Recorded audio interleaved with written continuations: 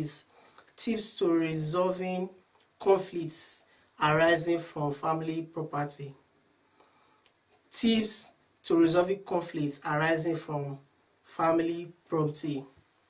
Now, what is family property? Family property is that property that is acquired by maybe a deceased person, but that at the end of the person's life, when the person passes on, that property devolves now on the members of the family which the person has left behind. So if Mr. A acquired a property during his lifetime, and during that lifetime he did not prepare any form of will, so when the Mr. A finally dies, that property which he acquired during his lifetime, and he did not share the property while he was still alive, then that property becomes a family property. Now, how do issues usually arise? Maybe issue arise when a party decides to deal with that property without carrying other members of the family along when dealing with such property. There are many issues that usually arise when you are dealing with family property, like I have explained. Family property being that property which was inherited directly from a deceased person, usually either the father or the mother. Now, extended family members are not part of the persons that form the persons that have rights to family property. So for there to be a family property, it means the people who are interested in that property must be the direct offspring of the person who acquired that property.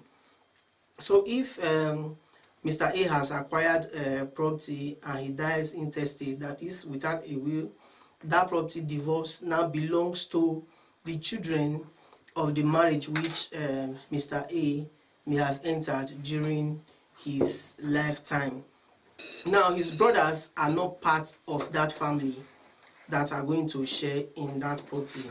So if the brothers and sisters of Mr. A who now deceased are going to share that property, that is no longer a family property. When you are talking about property, family property, it must be that property which now belongs to the nuclear family of the person who acquired that property. Now, like I also stated earlier, when do conflicts arise? Maybe a particular person who feels he has a stronger or upper hand in the family, that he can do whatever he wants and get away with it. That's when issues will arise. One person decides to go on with transactions that ought to involve every other person in the family. Once this is the case, therefore there is bound to be issues. And another issue that could arise is when you don't have the right or the capacity to transact on behalf of other members. You have not been given that right. That's when issues are bound to arise. Now, in discussing some of these issues that may arise from family property, we are also going to be discussing possible solutions to them. Thus, we'll be chipping in the tips to all of these issues as we make progress. Now, the first of those issues that we usually have is when a particular person decides to sell a property that belongs to the family without the consent of other members of the family. Now, you may want to ask, who can now deal with the family property validly? Now, when it comes to family property, the person that should or persons that should deal with family property are the family head and the principal members. Now, how do you come about family head in family property transaction? The family head is usually the oldest person in that family. Let's say in a family of 5, the eldest son is naturally the family head. That's most cultures in Nigeria. But in some places where they allow the male and the female children to have equal rights, a woman could also be the family head. But as I've stated here, in most cultures and in most customary law practices in Nigeria, you find out that even if the male child is the last born in the family, he is treated or is seen as the head of the family. So if you are from a culture that recognizes the male child, no matter the position the male child came into the family, as the head of the family, definitely, even if he has 4 sisters ahead of him, he will be the head of the family. Now we also have the principal members of the family. Now, who are these principal members? Principal members are those who have direct interest, or those who have been chosen, who have been elected to represent other members. You usually have this when you have a large family. Let's say, for instance, a man who had 2 wives or more. When they want to deal with family property, they cannot have the names of all the children of that family on the contract of sale or the deed of assignment. So they select some persons who will act on behalf of others. So the family head, which I have explained already, will always be there. Then they will not select other members to represent the entire family. Those persons are now referred to as principal members. They have high stake in the property. It could also be an instance where there are children and grandchildren having a share in a particular property. So they can decide to say, okay, the first child of this person, maybe the person is now late, okay, we'll pick the first child to represent this particular family, and this and this and this, Mr. A, Mr. B, Mr. C. They have representatives who will now form the committee that will be selling or dealing with the property that belongs to the family. Now, where does conflicts now come in? Now, if a person who has not been authorized, who is not a family head, who is not the principal member, decides to deal with the property, maybe sale in sale transaction, or decides to give a portion of the family property to someone else without the consent of the family head and principal members, that sale is void. Now, when a principal member of a family sells a property, automatically that transaction is void because the consent of the family head was not sought and gotten. Now, on the other hand, if the family head sells a property or deals with the property of the family without the consent of other principal members of the family, the transaction is voidable. Now, the difference now is if the family head holds himself out or misrepresents himself as being the owner of the property because he believes he is the head of the family, therefore he has rights over the property, he decides to sell the property in his own name, which ought to have been sold in the name of the family, that transaction is voidable. Now, if an unauthorized person decides to deal with that property in a way that other persons have not given consent, there is bound to be conflict. Whatever the purchaser may have given him, that sale becomes invalid. Therefore, it will be sometimes difficult for the purchaser to recover the money which he has spent on that particular transactions. Now, on that particular transaction, I beg your pardon. So, how can we remedy this situation? One way you can remedy this situation is to ensure you conduct due diligence when you are going to buy a property. Ensure that you are dealing with the right persons in that family. If you have been told that, okay, this particular property belongs to a family of Mr. Adam, you need to know the right persons in the family to deal with. It's not just enough for you to say, okay, I've seen Mr. A who said he belongs to the family of Mr. Adam. You need to go further to ask questions. Who are the other members of the family? You need to get every member of the family to sign to that contract which you are establishing with that person who has held himself out to you as a member of that family. You must ensure that as a purchaser, that the consent of other members of the family was obtained before you concluded that transaction. That will help guide against any loss. Once you are parted with money, it's usually difficult for you to recover the amount.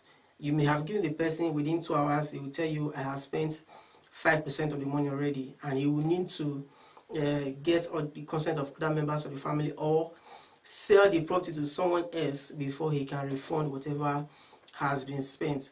Therefore, you must ensure that you are dealing with the right members of the family. Alternatively, if the sale has been sealed already, one thing you can also do is to get other members of the family to come and be a part of the transaction. Now you can seek to ratify the transaction by making a fresh agreement with other members of the family. Then you can find a way to get the person whom you have paid the first contractual sum to share with other members of the family. If this can be done, you are sure to come out of the deadlock without having any challenge. Now, another thing you can also do is to ensure that if you are purchasing from the head of the family also obtains the consent of the principal members, because any transaction the head of the family enters without the consent of other members is voidable. So Mr. B can come up today or tomorrow to say, okay, because my consent was not sought before the family head entered that transaction, I was not party to it, my interest was not protected, then he can seek to set aside that transaction. So when you are dealing with someone who has represented himself enough, and you have done some little investigation, and you found out that Mr. A is actually the head of Mr. Adam's family, you need to go a step further to ensure that the consent of the principal members of the family is gotten. Then the other issue you may encounter is where the property, that is family property, was allocated to different members of the family. Now, the common practice by some cultures in Nigeria, especially the eastern part of Nigeria, is to give portions of family lands to different members of the family who may want to develop it for their residential purposes. Now, if we are using Mr. Adam as a person who is deceased in this discussion for today.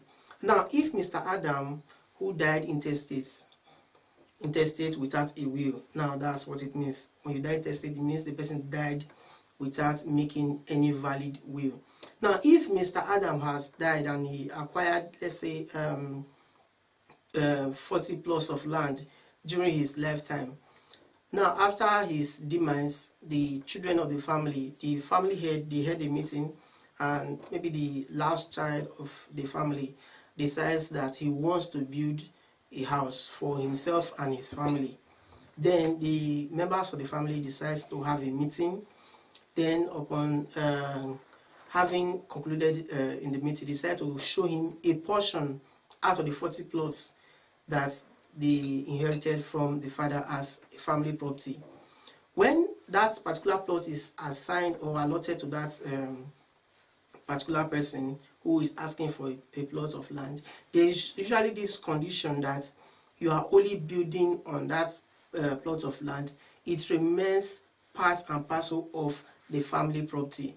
Now, if that land remains a part of the family property, it therefore means what the person who has been allotted that particular land has is possession. He only has possession. He does not have title to that land. Now, if he does not have title to that land, it means he cannot sell. He cannot transfer valid title to someone else. The law is that you can't give what you do not have. Now, if you do not have title to a land, you cannot transfer that land to someone else. Now, if this is a situation, as a purchaser, you have Mr. D, who is the last child of the family, has been given a plot of land. He has approached that he wants to sell a portion of land. What you need to do to ensure that your sale, your contract of sale, which you have entered with this particular person, Mr. D, is not a void contract, you need to ensure that the consent of members of the family who allotted that land to him is gotten. Now, without receiving consent from other members of the family, he cannot transfer title to you. Now, if he tries to transfer to you, other members of the family can always come up tomorrow to tell you that, okay, we only gave him a portion of land to build and we did not give him title. So if title was not given to him, he cannot pass title to someone else. You must ensure that you get all the members of the family to come around to consent to that sale transaction which you intend to enter with that particular person. Now, another thing you can also do is to ensure that before you enter that contract, get the person who has that property to obtain the consent of other members of family. That is, let them partition that particular portion of land. Let it be that, okay, he now has title and now has absolute rights over the property. He can deal with the property whichever way and manner he desires. Now, if you have made him to get that consent from other members of the family, that the allocation that was made to him is not just that of possession alone, but absolute right over the property, then you can go ahead with that transaction and you have no issue with it. Then another thing that usually arises concerning family property is when you have joint tenancy. Now, the way joint tenancy works is that when a family property is a joint tenancy, it means several persons have interest in that property. Now, one person cannot validly say, okay, I am taking this property because I am currently occupying this property. It belongs to me. I can deal with the property whichever way I want. The way it works is, for the lifetime of a particular person, he continues to enjoy all the rights and privileges that accrue on that property. Once he dies, the title and possession passes to someone else. Now, if during the period where he continues to enjoy all these rights over the property possession, he decides to sell that property, there is bound to be conflict because he does not have that right to sell the property. The only thing he has is possession, because there are other members of the family who have same right over that property as he has. Now, one way you can get over this challenge is to get other members of the family who have equal interest to that property. Now, if you can get these persons together, you see that each person will tell you, okay, this is what I'm going to get from this transaction if I'm going to give my consent. If other members of the family have stated the condition to which they can accept the sale of the property, then you can go ahead with the transaction if the conditions are favorable. Now, if Mr. B is in possession of the property, for during the duration of his life, he enjoys everything that concerns the property. Also, when he passes on, the property goes to Mr. C. That's how it continues to go. So you must ensure that whoever is going to have a right over that property has absolute right to deal with the property, or he has gotten the consent of other members of the family to deal with that property. Now, in summary, there are two major ways you can solve every conflict that may arise from family property. Now, the first one you can usually have is absolute say or gifts. Now, how does this work? For you to enter into a transaction that has to do with family property, you need to ensure that the person who is transacting on that property has absolute right over the property. Now, how do you do that? If in a family of 4 and there are 4 plots of land, or there are 2 plots of land available to these 4 persons, one way they can avoid having conflicts in that family property is to one, jointly sell the property and share the proceeds of the sale. If they don't want to share the property equally, they can sell the property jointly and they will decide, okay, I'm getting so percentage from the sale. Mr. A gets his own, Mr. B gets his own, Mr. C gets his own, and Mr. D gets his own. They cannot decide whatever they want to do with the proceeds they have gotten from the sale of the property. Then if that is the case, if I have gotten my own share from the sale, I can acquire another property somewhere else that I so desire. Another way you can also do it is to give absolute gifts. Now, how does this work? Members of the family will decide, okay, we are giving this portion of land to this person as a gift.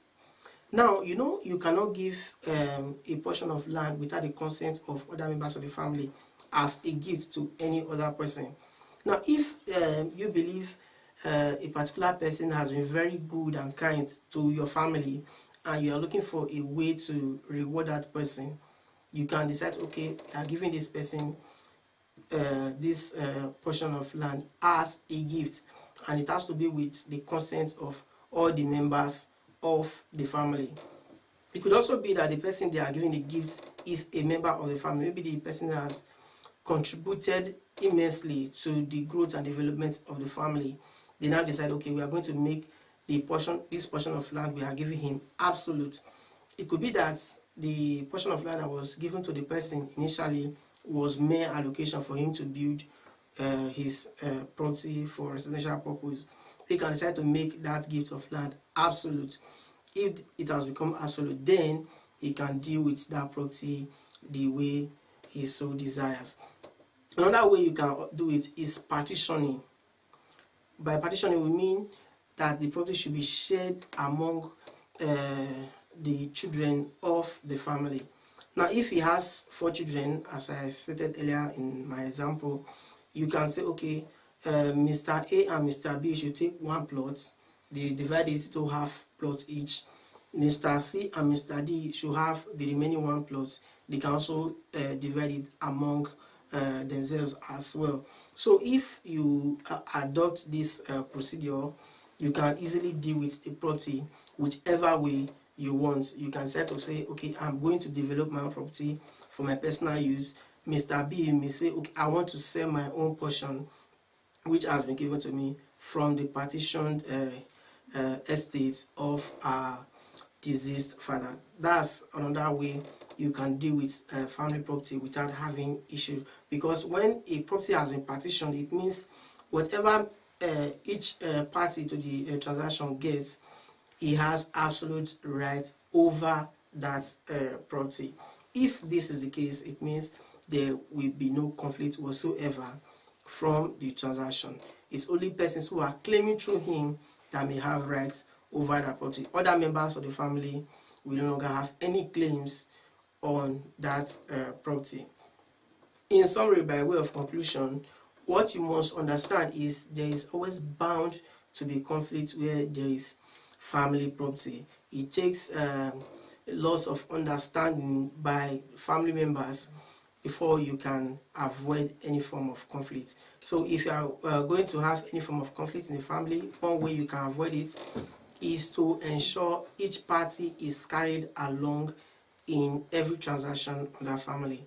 If you are going to sell a property, ensure whoever has title or whoever has interest rather in the property has his or her interest sufficiently protected in that transaction. If everyone's interest is protected, the person whose interest has been sufficiently protected cannot come to say, okay, my interest was not protected, therefore I want this sale to be voided. The person will not have any reason to do that. Another way you can do that is to ensure that each person gets whatever is due to him. Maybe you can adopt partitioning of the estate of the deceased parents.